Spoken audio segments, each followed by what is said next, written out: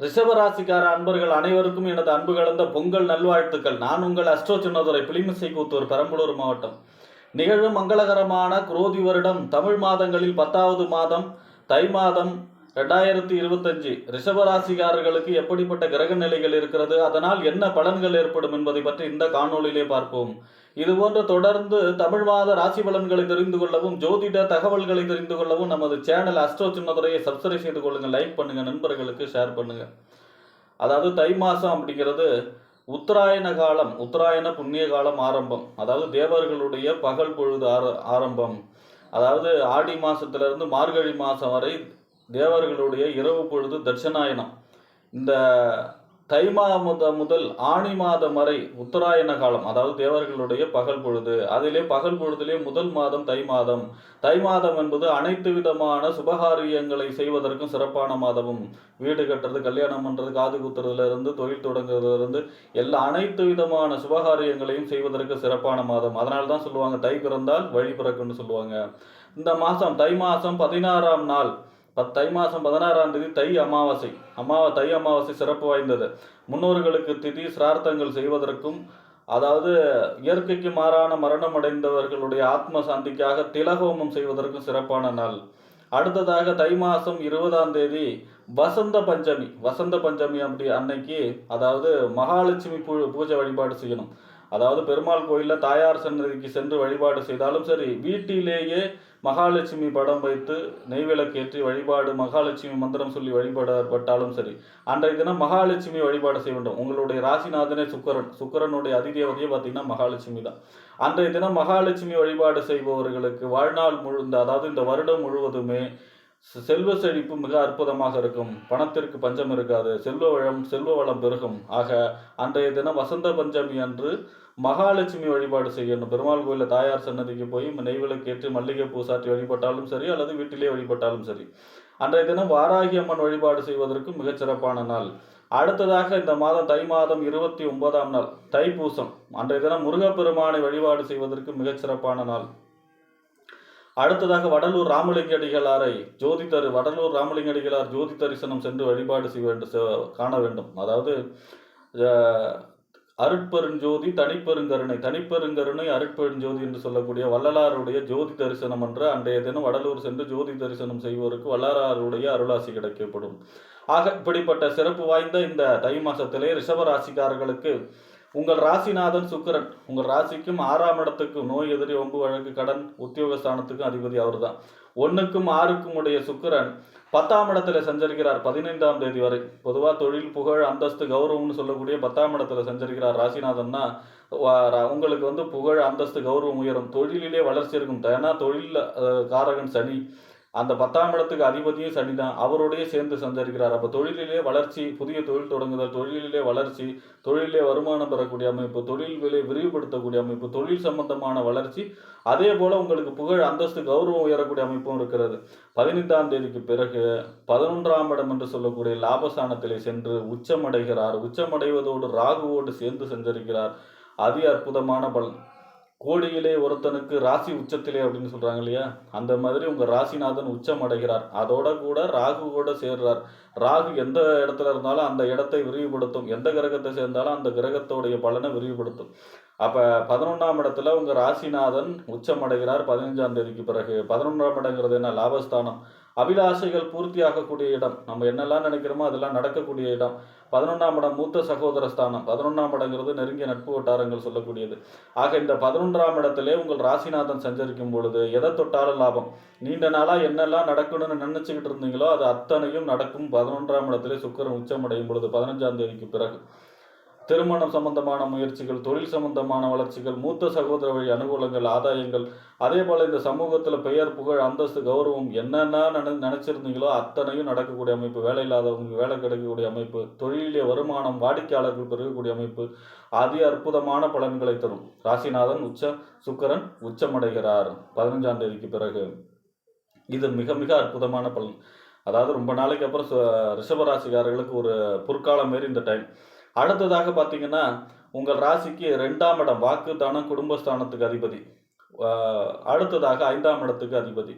அதாவது 2ஆம் இடம் வாக்கு தனம் குடும்பம் வருமான ஸ்தானத்துக்கும், அதே போல 5ஆம் இடம் என்று சொல்லக்கூடிய புத்திரஸ்தானம், புத்திஸ்தானம், சிந்தனை, செயல்திறன், அதே போல பதவி, விளையாட்டு சொல்லக்கூடிய இடம். இந்த 2க்கும் 5க்கும் உடையவர் யார் அப்படின்னா புதன். புதன் உங்கள் ராசிக்கு 8ஆம் இடத்துல செஞ்சிருக்கிறார். எத்தனாம் தேதி வரைன்னா 11ஆம் தேதி வரை. 8ஆம் இடங்கிறது மறைவு ஸ்தானம். அப்ப 2ஆம் இடங்கிறது தனஸ்தானம். அப்ப பொருளாதார சம்பந்தமான பிரச்சனைகள், குடும்பத்தில் உள்ளவர்களிடம் விட்டு கொடுத்து செல்ல வேண்டும். கொடுத்த வாக்கை காப்பாற்ற முடியாத நிலைமெல்லாம் கொடுக்கும். இந்த புதன் வாக்கு தனஸ்தானாதிபதி 2ல சஞ்சரிக்கும் பொழுது 11ஆம் தேதி வரை கவனம் தேவை. 11ஆம் தேதி வரை கொஞ்சம் குடும்பத்தில் உள்ளவர்களிடம் விட்டு கொடுத்து செல்ல வேண்டும். அதே போல பார்த்தீங்கன்னா வாக்கு கொடுக்கறத நிப்பாட்டணும் 11ஆம் தேதி வரை. 11ஆம் தேதிக்கு பிறகு 9ஆம் இடத்துல சஞ்சரிப்பார். பொதுவாக 2ஆம் இடத்து அதிபதி 9ல் சஞ்சரிக்கிறார்னா என்ன? 2ஆம் இடம் வருமானம், தனஸ்தானம். 9ஆம் இடம் அதிர்ஷ்டஸ்தானம், பாக்கியம், சிந்தனை, பாக்கிய ஸ்தானம், தொலைதூர பயணம், உயர்கல்வி ஸ்தானம், தந்தை ஸ்தானம். அப்போ பாக்கியம்னா என்ன? அதிர்ஷ்டம். அப்போ 2ஆம் இடத்து அதிபதி 9ல் சஞ்சரிக்கிறார்னா எதிர்பாராத தனவரவு, பொருளாதார வளர்ச்சி, அதே போல் பார்த்தீங்கன்னா திடீர் தனவரவு, இந்த மாதிரியான பொருளாதார சம்பந்தமான யோகம். 5ஆம் இடத்து அதிபதி 9ல் சஞ்சரிக்கிறார்னா காதல் கைகூடக்கூடிய அமைப்பு, புதிய காதல் ஏற்படக்கூடிய அமைப்பு, திருமண முயற்சி வெற்றி பெறக்கூடிய அமைப்பு, பெண்ணுக்கோ பிள்ளைக்கோ திருமண வரன் கிடைக்கக்கூடிய அமைப்பு, குடும்பத்திலே சுப நிகழ்ச்சிகள் எல்லாம் நடக்கக்கூடிய அமைப்பு, கரு உண்டாகக்கூடிய அமைப்பு, குழந்தை பிறக்கக்கூடிய அமைப்பு, இந்த மாதிரியான அனைத்து விதமான சுப பலன்களும் ஏற்படும். பதவி, அதாவது ஒரு பதவியோ பொறுப்போ கிடைக்கக்கூடிய அமைப்பெல்லாம் மிகச்சிறப்பாக இருக்கிறது. பார்த்தீங்கன்னா அந்த 29ஆம் தேதிக்கு பிறகு, தை மாதம் 29க்கு பிறகு மீண்டும் 11ஆம் இடத்துக்கு வந்துடுவார். அப்போ 11ஆம் தேதி வரைக்கும் தான் புதனுடைய கோச்சாரம் சரியில்லை. 2க்கும் 5க்கும் உடையவர். 11ஆம் தேதிக்கு பிறகு 10ல் செஞ்சிருக்கிறார். 29ஆம் தேதி கடைசியில் பார்த்தீங்கன்னா 11ஆம் இடத்துக்கும் வந்துடுவார். அப்போ புதன் 11ஆம் தேதிக்கு பிறகு ராஜயோக பலன்களை தர இருக்கிறார். அடுத்ததாக உங்கள் ராசிக்கு 4ஆம் இடத்து அதிபதி, வீடு, வண்டி, வாகனம், மனை, தாயார் சொத்து சுகஸ்தானத்துக்கு அதிபதி சூரியன் 9ஆம் இடத்துல செஞ்சிருக்கிறார். 9ஆம் இடங்கிறது என்ன? தந்தை ஸ்தானம், பாக்கியஸ்தானம், தொலைதூர பயணம், உயர்கல்வி ஸ்தானம். அப்போ 4ஆம் இடத்து அதிபதி 9ல் செஞ்சிருக்கிறார்னா வீடு, வண்டி, வாகனம், அதாவது வாகனத்தை தொழிலாக செய்பவர்களுக்கு யோகம், அசையா சொத்துக்கள் மூலமாக அனுகூலங்கள், ஆதாயங்கள், வருமானம் பெறக்கூடிய அமைப்பு, வளர்ப்பு பிராணிகளால் வருமானம் பெறக்கூடிய அமைப்பு, தாயாருடைய அவங்க தாய் வழி சொந்தங்களால் அனுகூலங்கள், ஆதாயங்கள்லாம் பெறக்கூடிய அமைப்பு, சுகஸ்தானத்து அதிபதி ஒரு கேந்திராதிபதி ஒரு திரிகோணத்தில் போய் உட்காராருன்னா அதிர்ஷ்டத்தை சொல்லக்கூடிய அமைப்பு, அசையா சொத்து வாங்கக்கூடிய அமைப்பு, வீடு கிரகப்பிரவேசம், வீடு கட்டக்கூடிய அமைப்பு, குடும்பத்திலே சுப நிகழ்ச்சிகள் நடக்கக்கூடிய அமைப்பு மிக அற்புதமாக இருக்கிறது. இந்த மாதம் முழுவதுமே 4ஆம் இடத்து அதிபதி 9ஆம் இடத்துல சூரியன் அற்புதமான பலன்களை தர இருக்கிறார். தந்தையுடைய ஆரோக்கியத்தில் மட்டும் அக்கறை செலுத்த வேணும். ஏன்னா சூரியன் நெருப்பு கிரகம், தந்தை ஸ்தானத்தில் உட்கார்றாரு அப்படின்னா உஷ்ண சம்பந்தப்பட்ட நோய்களுக்கு தந்தைக்கு கொடுக்கக்கூடிய அமைப்பு இருக்குது. அதில் மட்டும் அக்கறை தேவை. மற்றபடி யோகம். அடுத்ததாக உங்கள் ராசிக்கு 7க்கும் 12க்கும் உடையவர். 7ஆம் இடம் என்பது என்ன? கணவன் அல்லது மனைவி ஸ்தானம், நண்பர்கள் ஸ்தானம், கூட்டு தொழில் ஸ்தானம், சமூகம், வாடிக்கையாளர்களை சொல்லக்கூடிய இடம் 7ஆம் இடம் என்பது. 12ஆம் இடம் என்பது அயன, சயன, போகஸ்தானம், விரயஸ்தானம், வெளிநாடு சம்பந்தமான ஸ்தானம். இந்த 2க்கும் அதிபதி யாருன்னா செவ்வாய். செவ்வாய் உங்கள் ராசிக்கு 3ஆம் இடத்துல செஞ்சிருக்கிறார் 8ஆம் தேதி வரை. 3ஆம் இடம்ங்கிறது வெற்றி ஸ்தானம். அதுலேயும் நீச்சமாகி வக்கரமாகி செஞ்சிருக்கிறார். அப்போ நீச்ச வக்கரங்கிற போது உச்சத்துக்கு ஈக்குவலான பலன், நல்ல பலன்களை அதிகமாக செய்யக்கூடிய அமைப்பு. ஃபஸ்ட்டு எடுக்கக்கூடிய முயற்சி அனைத்தும் வெற்றி பெறும். இளைய சகோதரருடைய அனுகூலங்கள், ஆதாயங்கள் கிடைக்கும். புதிய ஒப்பந்தம் கையெழுத்து, இந்த மாதிரியான யோக பலன்களை செய்யும். வெற்றி கிடைக்கும். எந்த எடுத்த காரியத்தில் வெற்றி கிடைக்கும். அதுவும் 8ஆம் தேதிக்கு அப்புறம் வாக்கு, தனம், குடும்பஸ்தானத்துக்கு வந்துடுறார். பொதுவாக 7ஆம் இடத்து அதிபதி 2ல் சஞ்சரிக்கிறார். 8ஆம் தேதிக்கு பிறகு உங்கள் ராசிக்கு 2ஆம் இடத்துல சஞ்சரிக்கிறார் செவ்வாய். பின்னோக்கி வக்கரகத்தில் பின்னோக்கி வந்து சஞ்சரிக்கிறார். அது அற்புதமான பலன். ஏன் அப்படின்னா 7ஆம் இடத்து அதிபதி 2ல் சஞ்சரிக்கிறார்னா வாழ்க்கை துணை மூலமாக வருமானங்கள், அதாவது திருமணம் சம்பந்தமான முயற்சி, குடும்பத்திலே புதிய உறுப்பினர்கள் சேரக்கூடிய அமைப்பு, குடும்பத்திலே சுப நிகழ்ச்சிகள் நடக்கக்கூடிய அமைப்பு, குடும்பத்துக்கு வருமானம் பெறக்கூடிய அமைப்பு, இதெல்லாமே மிகச்சிறப்பாக இருக்கிறது.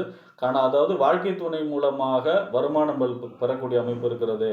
அதே போல் பார்த்தீங்கன்னா நண்பர்கள் மூலமாக வருமானம் பெறக்கூடிய அமைப்பு, கூட்டு தொழிலே வருமானம் பெறக்கூடிய அமைப்பு, சமூகம், வாடிக்கையாளர்கள் பெருகக்கூடிய அமைப்பு, அதன் மூலமாக வருமானம் பெறக்கூடிய அமைப்பு. 12ஆம் இடத்து அதிபதி அவர் தான் இல்லையா? குடும்பத்திற்காக சுப செலவு செய்து சுப நிகழ்ச்சிகள் நடத்தி செலவு செய்யக்கூடிய அமைப்பு, சுப செலவுகள் செய்யக்கூடிய அமைப்பும் மிகச்சிறப்பாக இருக்கிறது. ஆக இந்த மாதம் பார்த்தீங்கன்னா மெயினாக ஹைலைட்டு பார்த்தீங்கன்னா உங்கள் ராசிநாதன் சுக்கிரன் 15ஆம் தேதிக்கு மேலே உச்சமாகிறார். குரு உங்கள் ராசியிலே இருக்கார் இல்லையா? அவர் வக்கர நிவர்த்தி ஆகிறார் தை மாதம் 2ஆம் தேதி.